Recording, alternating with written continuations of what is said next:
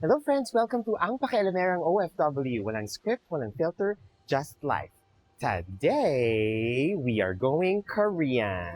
Nandito tayo ngayon sa Villaggio Restaurants Village in Alcobar para itry ang Koyi. Nag-crave tayo sa Korean today. Well, let's go back to being Asian. Explore natin yung the top 5 Korean foods or Korean dishes that you must try. Yun ang gagawin natin today. Okay? Samahan niyo ako.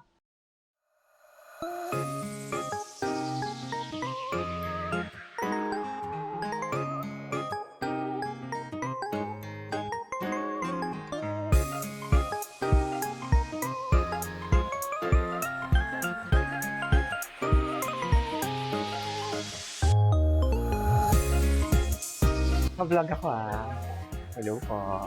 Table for one lang. Oo. May lighting. Oo. Doon sa hindi ako makakagulo Okay. Okay, sige. Diyan, pwede mo ba ako sa sulok para ayan, pinakadulo na. Ayan, sige. Okay. So, dito tayo ilalagay ni Miss Sheena. Miss Sheena. Hello, Miss Sheena. Ayan, kain tayo. Dito tayo magtatago tayo kasi magre-review tayo ng food eh. Okay, sige.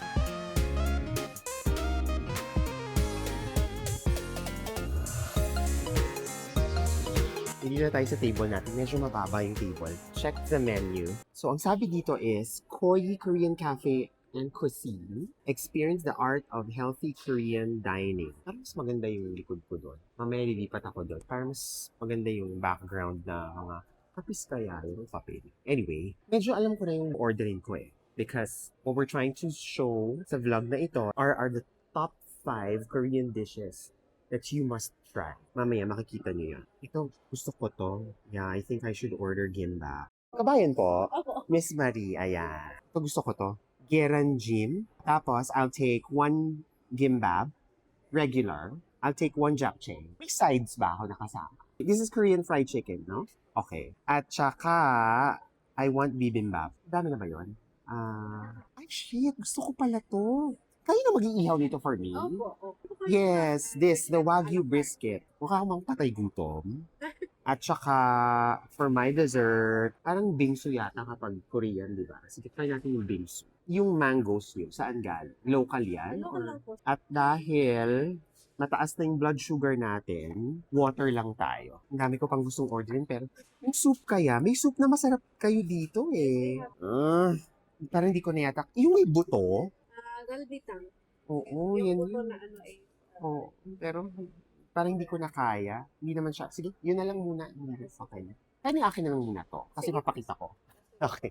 Thank you. Parang madami. Parang nasobrahan yata yun. Pero let's see. Anyways, so we're trying to show you the 5 must-try dishes when you eat in a Korean restaurant. Hindi naman ako expert sa Korean dishes, no? Maganda yung place. I think because it's a Thursday pa lang, no? Kaya hindi pa masyadong madaming tao. Tingnan ko nga kung mas maganda yung ano di. Mas maganda ba to? Chos. Hindi, mas maganda yung kabila. Eh, pinalipat tayo ni Miss Marie kasi mukha daw tayong patay gutom. Masyado na madami in-order ko para sa isa. So, pinalipat tayo sa mas malaking table. Ayan. Hello po, sir. Magandang araw. Did I order too much? Pero hindi naman. Pahala na. Apakita na ni Miss Marie ang ating side dishes, no? Yon. So, first starter. Side dish, we have here Kimchi. eggplant salad. And Ano to? Eggplant. Yes. Eggplant. Tapos pickled. Pickled cucumber and spinach. Spicy to be? It's sweet and spicy but not Okay, too okay, spicy. okay. Maybe 10% lang. Yun. Sauce po tayo ng barbecue. Soya sauce, red bean paste, is samjang po. Samjang. Okay. Parang ito palang busog na ako. Sorry. Carla. Ito po yung wagyu brisket. Oh, wow. This is the Wagyu brisket, Yes. no? Wagyu brisket. Na i-cook nyo. Yes. Bada, ano sa tingin mo? Para sa akin po, or sa karamihan kasi is maganda dito po is well done. Well done. Hindi naman titigas yung karne. Sige, well done tayo. Ipapakita ko lang one last time bago nila lutuin. This is the Wagyu brisket. This is 100 grams, no? Yes. Okay, sige. Kasi lulutuin na nila. And by the way, this side dish po is ano siya? Ah, It's okay. refillable. So if you want to add more, you can Okay, just- sige. Walang dilis. Di ba sa Pilipinas may gano'n, yung sweet na dilis? Minsan po meron po. Okay. Kasi everyday changing po. Oh, okay. Except for the picture. Okay, sige. Okay. Thank you. Look, medyo mapapalaban tayo guys ha. Kasi, so side dishes pa lang. Ayan. They have of course the lettuce. They have raw garlic and jalapenos. Of course, kimchi. This is pickled cucumber, sweet and salty. This is eggplant and carrots. I forgot what this is na. And then they have the sauce for the barbecue. Soy sauce, salt and pepper, samjang. Yun. And we have the water. Hi. This is? Plus noodles. Oh, okay. Japchae. Okay, Right. like a pancit. Hintayin ko na lahat, no? Hintayin ko na muna lahat. Friends, this is the japchae, Korean glass noodles. That's with sauteed vegetables and with meat, the beef. I think this is cheese, no? In the regular. Gimbap, right? Okay. Over here. Oh my god, that's a lot of food. This is soup together with the kimbap. Chicken 6 pieces. Okay. The- Mukbang. Thank you. Mukbang yung nangyari, friends. Akala ko kung... Okay, let's do this. Hi. This is the egg, right? Gyeranjim. Okay. This is the yangnyeom chicken or Korean fried chicken. And this is what they call gyeranjim. This is the fluffy egg with cheese on top. And this is the gimbap, the Korean sushi rolls. And it comes pala with miso soup. Pero, kompleto na ba? Yon. Wagyu brisket. Complete order na ba ako? Ay, bibimbap po. Oh, ang dami pala. Ang dami pala. Okay, sige, go. Okay, guys. Ang dami. Lolo Chris. Kailangan ko na sa Lolo. Oh my God. This is the Wagyu brisket. Well done. We need to start eating na kasi malalamig yung pagkain. Nakikita niyo ba ako? Ang daming pagkain. Nakakaloka. Sige, let's try na. You know what? I want to wait for the bibimbap para isang pictura na lang. What do you think? I want to try this na. Sarap. Medyo maalat yung itong itlog. It loses its plump kapag inintay mo yung Good job. Ayun. Ito na. Okay. So halo-halo ko lang to, no? Which is the same as this. Yes. Okay. Alright. Sige. Okay. Ito na talaga. Thank you to Koi. Ayan, may apron sila. Okay, go.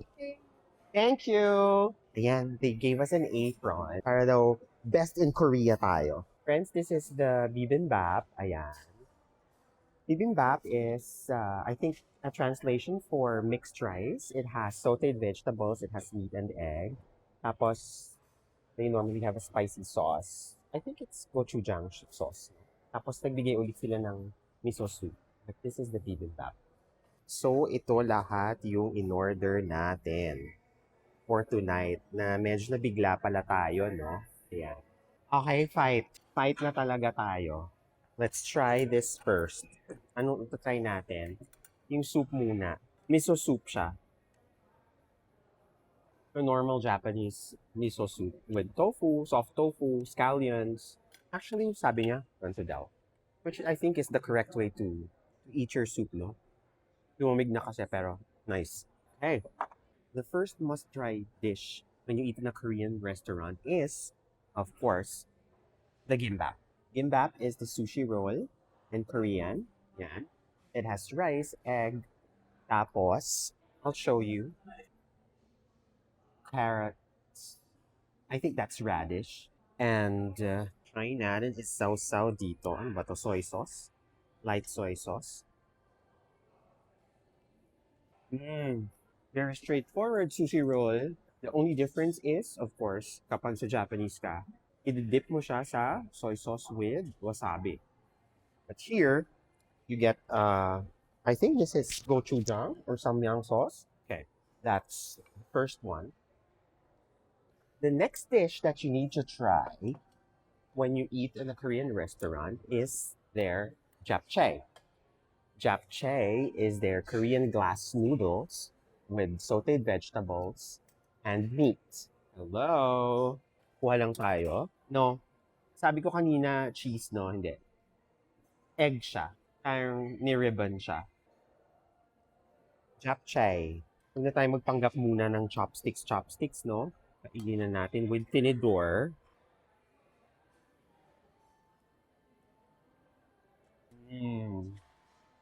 Harap. This is actually semi-sweet, semi-savory. Laban yun. Laban yung alatamis at linamnam. Ang sarap. Hala, ang sarap. And what I like, ewan ko kung ako lang. Gusto ko yung japchae na may earthy flavor because of the mushroom. Yung earthy flavor, yung parang parang lasang lupa. Char! It adds flavor dun sa meal, dun sa dish. Ang sarap. Ang sarap. Okay, so that's japchae, your Korean glass noodles. The next dish that you must try when you go to a Korean restaurant is of course, no bashing, charing, their Korean fried chicken. Okay? Ano bang pagkakaiba ng Korean fried chicken sa mga kinakain yung KFC at Broasted? Char. I think yung batter nito is different because it's more of a starch batter, very thin. Plus, hindi natapos doon. Pag din-deep fry nila, i-double fry nila yon. I'm not sure kung dito sa Koi. Pero, yun, isa sa mga kaibahan ng Korean fried chicken is yung pag-double fry nila. Plus, hindi na natapos doon. Kino-coat nila yung chicken nila sa sauce. And this may be spicy. I'm sure it is. I hope not too spicy because talo ako sa spicy. I'll just take this. I don't need to dip it anymore kasi may na siya, may sauce na siya. I wonder what that. Yum, yum, yum, yum chicken. Yum, yum chicken. That's spicy. Panalo. Ay, I spoke too soon. Hindi. Yeah, okay lang. Kaya ko. Ano to? But it's nice. It's coated well. Hindi yung lubog na sa sauce. Comes with salad too. This is cabbage. Yeah, cabbage. Ay, ang sarap ng salad. Lagot. Ang sarap ng salad. Ang sarap ng sauce. Thousand Island na may kakaiba. Alam mo yung Korean, di ba ang hilig niya sa sides? Ito may side. Ayun, may side. Ayun, may side. At ang hilig din lang sa sauce. This is radish with vinegar. And I can taste the asukal din. Harap. So that's Korean fried chicken. Must try when you go to a Korean restaurant. Ito pala hindi mawawala to, no? It's always there. Kimchi. Kimchi is fermented vegetable. Well, the most popular, it's either napa cabbage or radish. Pero normal na nakikita ang napa cabbage na kimchi sa lahat ng Korean restaurants yan at side dishes. I love kimchi. It's very healthy. It's packed with probiotics. The next dish that you need to try, of course, bibimbap. Yeah, bibimbap again is a translation of mixed rice. It has sauteed vegetables, there's meat, and then there's egg. It is served in a clay pot na sobrang init, and you're supposed to mix it with the sauce. Now, you need to be careful with the sauce kasi maanghang to. But you can't eat bibimbap without it kasi yun yung nagpa-flavor sa kanya. Otherwise, edi magsangag na lang tayo. The problem with this is kapag hinalo mo siya, yun na yun. So go easy on the sauce. Pwedeng mas madaling magdagdag kaysa magbawas kapag nahalo mo na. Pero you have to make halo talaga. So you really have to mix it Medyo natutong na nga yung, oh my God, ang sarap nito. Tutong na yung kanin. Kaya ako nare-review na hindi masarap. Siguro I'm very careful kasi sa pagpili ng mga restaurants. No? Ayoko naman mag-recommend. Ayoko masayang yung pera ko. Because I'm paying for all of this, ha? Walang sponsored sa mga kinakainan natin, friends. And I don't want you to pay for something that's not sulit. So, yeah. Okay. Let's get a little bit of everything. There's meat, there's rice, there's veggies. Really delicious. Ang sarap. Oh my God. Amazing. Hindi ako naaanghangan. Parang gusto ko pang dagdagan.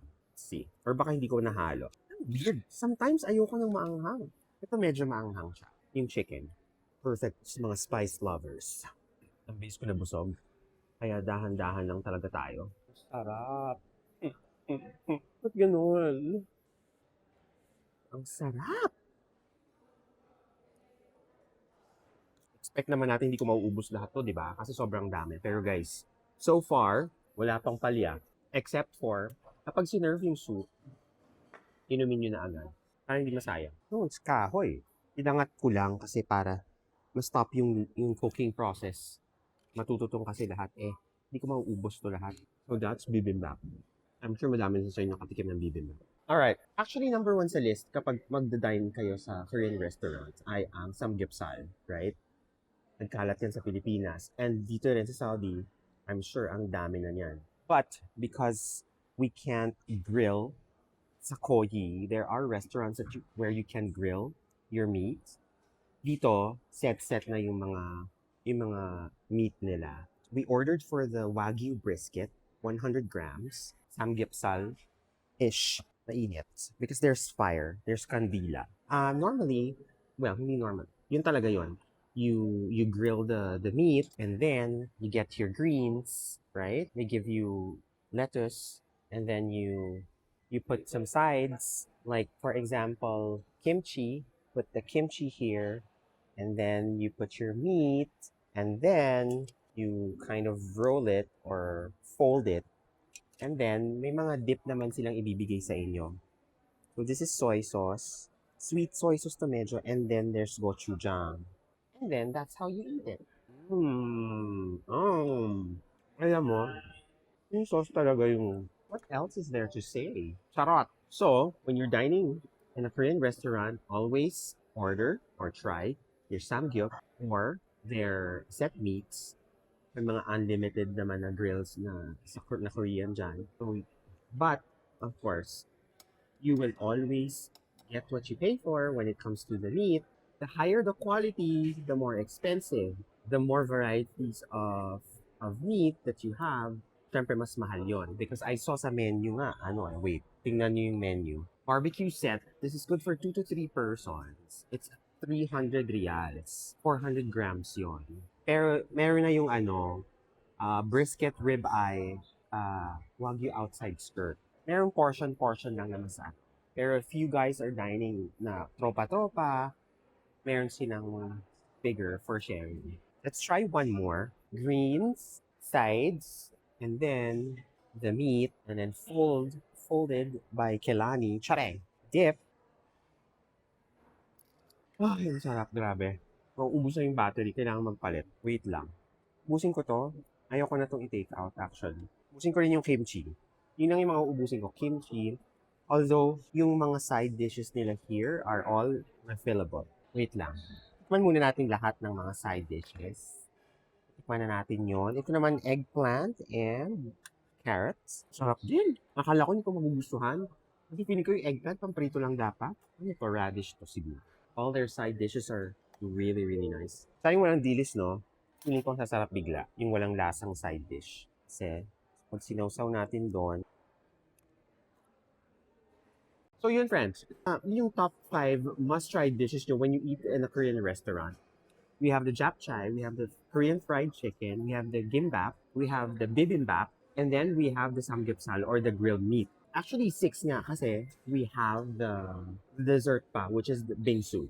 Let's just have this chaotic table arranged first. I can't finish everything. Lahat masarap. I swear. I'm gonna finish the meat and the rest will be to go. So, na-clear na ang table. We are waiting for dessert. Malala, guys. Imagine niyo kung kasama ko kaya si Chris, mauubos namin yun. I think so. Pero ang dami pa rin. Sobrang sarap. And the place is really nice. Nararamdaman ko na.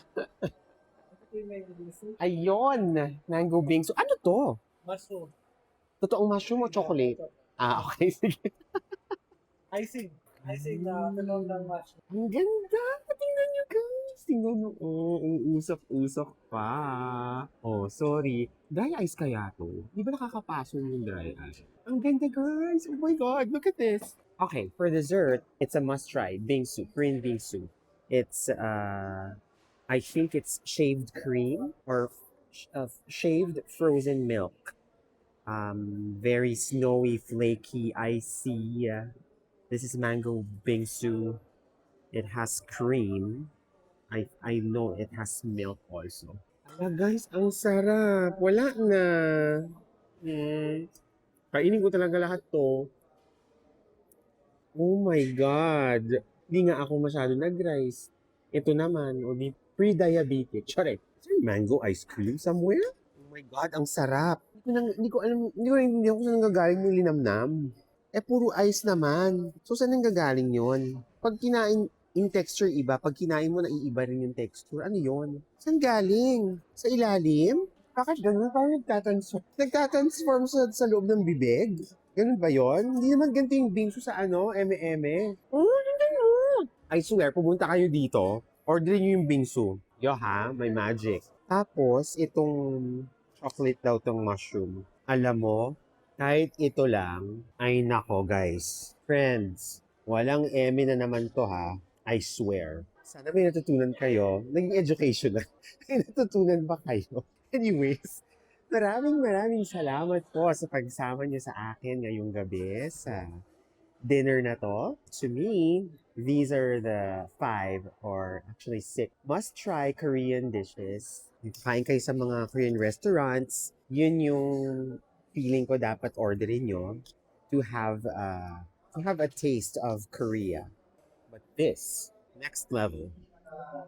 Ba't ganun? Parang may ice cream. If you're looking for a Korean restaurant, whether you're a beginner or yung first time mo kakain ng Korean na food, or kung favorite mo na siya, I highly suggest Toyi Korean Cafe and Cuisine. This is in Villaggio Restaurant Village in Cobar. Nandyan yung location sa description ng video na to. The service is really good. Thank you, Miss Marie. I got the name of the manager. Maraming salamat po. Mostly Kabayans. The Filipino hospitality Kabayan represent. The place is really clean. They have a huge dining area, so they can accommodate a large number of guests. So delicious. Koyi Korean Cafe and Cuisine. Maraming salamat po sa mga patuloy na sumusuporta at nanonood ng videos ng channel namin. If you're new here, please subscribe, please like, and please recommend the videos naman. Maraming salamat po sa inyong suporta. It really means a lot to us. Again, this is Ang Pakialamerong OFW. Walang script, walang filter, just life. Bye!